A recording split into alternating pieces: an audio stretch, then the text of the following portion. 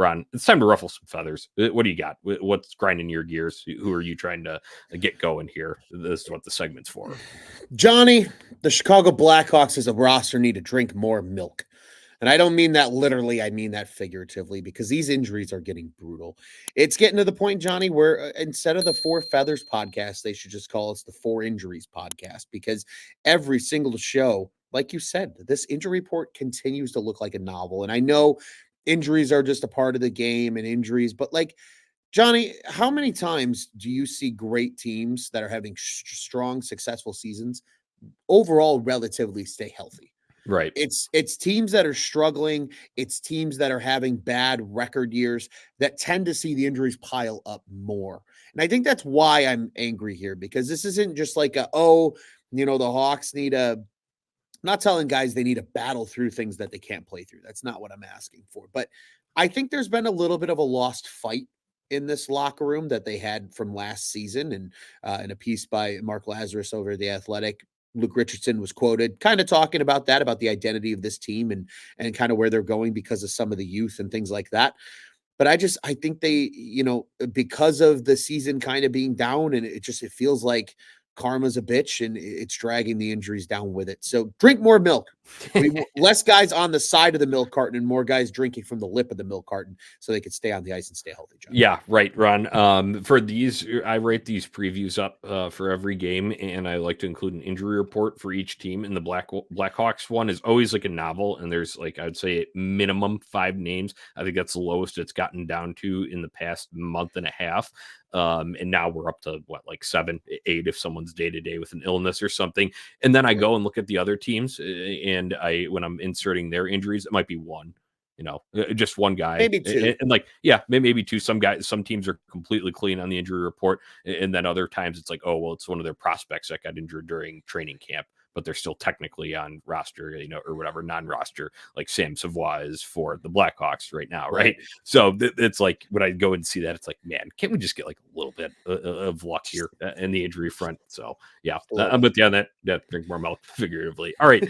My ruffles and feathers. The IHF rules are so soft, and this is not talking about Gavin Hayes' play, because once again, I didn't see it in real time, assuming that was probably warranted. However, in a quarterfinal game at the very end between Switzerland and Sweden, somebody literally just gave a little love tap.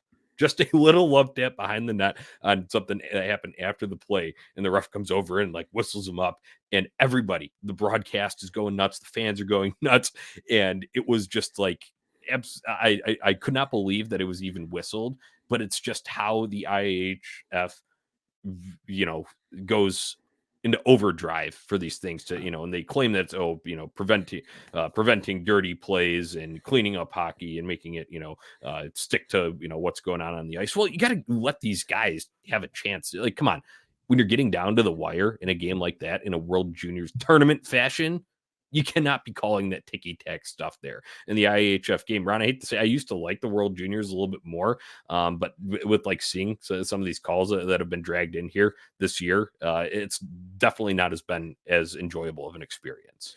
Bad officiating, Johnny, I think in all sports will damper the experience for both fans and players alike. And I think we're seeing that across other sports, right?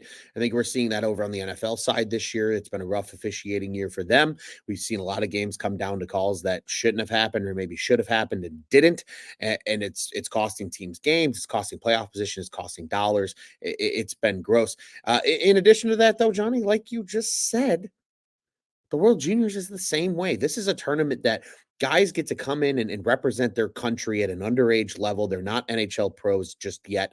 And in order for them to do so, they're going to this is good competitive hockey for these guys, not only from the standpoint of representing their country, but from a development standpoint, right? These guys are developing, playing against the best of the best in the entire world at their age level. Yeah, at their age level. And, you want to let them be able to learn that, that competitive nature. And especially, like you said, that late in a game that has this much on the line. It's unfortunate to see, Johnny, and bad officiating will ruin sports for everybody. It's a true travesty at the end of the day. Right, and this wasn't mine. I just want to shout it out now that we're on the topic of World Juniors here within Ruffle Some Feathers. I think Ben Pope of the Chicago Sun-Times ruffled some feathers when he had his take about the World Juniors not being all it's cracked up to be in terms of an event that they watch. And that definitely got especially the Canadians going because they were still alive at that time. Now they're eliminated. But, that got the people going. So shout out to Ben Pope. He's ruffling some feathers out there with his takes on the World Juniors. One last thing for Canada. I'll ruffle the Canadians' feathers here. You losing in the quarterfinal round against Czechia, that's what you get for leaving Paul Ludwinski off the roster. Didn't have any Blackhawks representation this year. Guess what? You lose. That's Chulus. the way it goes.